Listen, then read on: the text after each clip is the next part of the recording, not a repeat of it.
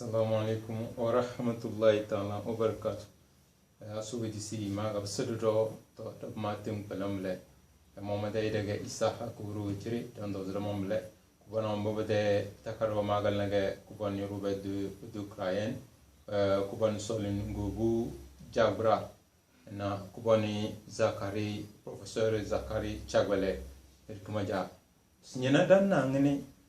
nunu lonu wange da made yadna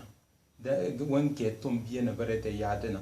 ina robo ko joriya ada bo ko joto ba ma ki bada kala ki velu lu amma aba bo ko batana unki ko no luna unki kin desna lu iso dangana dan na sinju dudana wanki sila bunki kidan ko kana kala lu ki de lu wangba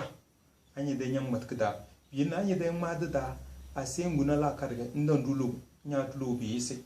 tanamla ada na ce bondo se bala ko joria bala ko joria mina chenje bujon luongba amanya de ma da ndan dulo tomi ko joria tong bolu bele ko make kite ngini bang ma ko du katan bala ko joria bodon dos bala ko joria donc chenje dan dos do suwi da mo so na alors que inyo go so na lonua silab kadanga na kalkadang ba spondo so na yana amanyo bok nyanta na da amu nyana sulu chenyang ba da amu so o na don ndo se da amu so na ai de kabla kadang ma don ndo da amu so o na yana lu chenyang ba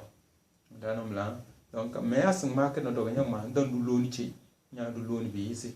ni chinje na nya na me e lo me e la nya na chinje na apa no no sing me la chinje bin dinga chinje ngba ama do bok ga da na nya na tana loni silab kana ngba nya na me e la donc bete tombe donc ma va mi sedio e jar mete e la mida abonné be ka de tara cheli dorana do o ino no consomme no wan bizi assalamu alaikum wa rahmatullahi ta'ala wa barakatuh.